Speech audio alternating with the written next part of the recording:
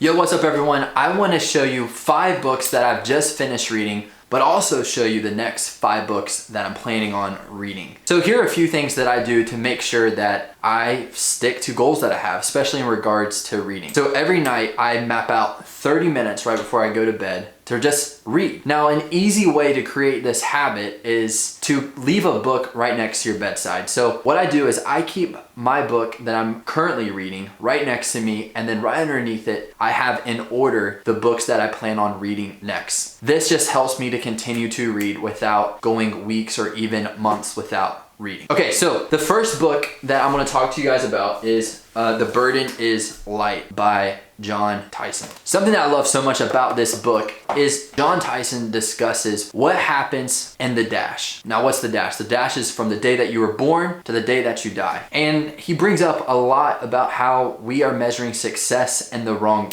way. And he redefines success and how success does not look like carrying this heavy weight upon your shoulder. Now, there's an interesting question that he asks around like the end of the book, and it's this right here. What if when we think that God is absent in our lives, that we actually are absent in the moment? So that's this book, The Burden is Light. The next book that I had completed reading is this book called Spirit-Led. I really like this book a lot. As a preacher, as a communicator, I am constantly looking for how can I discern the Holy Spirit's voice and the planning and the preparation months before preaching or even the day before preaching, but also being open to the Spirit in the middle of my sermon. This is a great book if you're looking for how to be led by the Spirit while preaching. Okay, another Jon Tyson book I finished reading was called Beautiful Resistance. Now, what I love so much about this book was it just teaches a lot about how as a Christian, there's convictions that we have. There's convictions that we live by, but there's a culture that we live in that is constantly compromising the way we as believers should live. And a lot of times you think of convictions and you think of punishment, but that's not at all what these convictions as a believer, we shouldn't be living with like a punishment or a man, my life just sucks mentality, but these convictions should be led from a place of joy. And so Jon Tyson just discusses how we can have joy with our convictions as a believer. Great book. Now, this next book that I am about to recommend is, in my opinion, I think my favorite book that I read in 2020, and it's this book called Reading While Black. Now, the reason why I love this book so much is because I believe that as followers of Jesus, we should be listening to other people's voices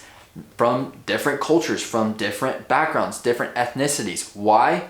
Well, if you read the Bible, you can see how a lot of the authors and a lot of the people in the Bible come from different cultures, come from different races, grew up in different backgrounds, had different worldviews. So I believe that it's very, very important as believers and even as white believers to get the opinions and get the insights and even theology from people of different cultures and different ethnicities. I love this book, Reading While Black, because it brought an insight to the Bible as a whole that I've never read before or seen before.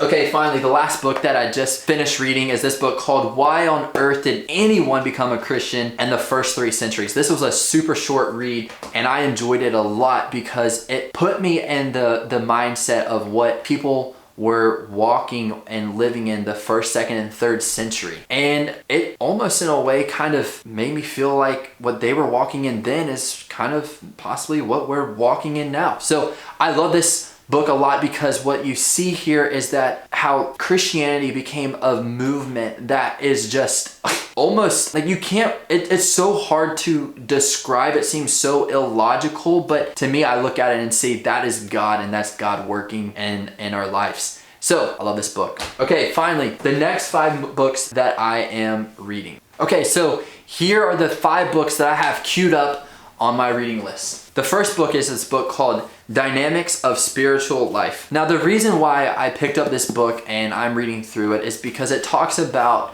just the history of the church in regards to renewal, revival, and spiritual disciplines. And that's the reason. Yeah. Next up is this book called Indistractable. The reason why I picked this book up is because I find myself to be a person who gets distracted quite a lot. And as a follower of Christ, I want to learn how to be less distracted in moments and to be paying more attention to what God is doing in the moment. Now, this is not a Christian-based book, but I believe that there's some practices and habits that I can put into my spiritual life. This next book is called The Living Paul. Now, Paul wrote a lot of the New Testament, so I figured I should probably get to know who Paul is better and why he wrote the things that he wrote to the churches and the people and even to us today. What motivated him? Why did he live the way he did? How did he go from this person who hated Christians, killing Christians, to next thing you know, on fire for the Lord and had a faith and led a movement that was just so supernatural and so divine. So this book's called The Living Paul. The next book I have is called The Advantage.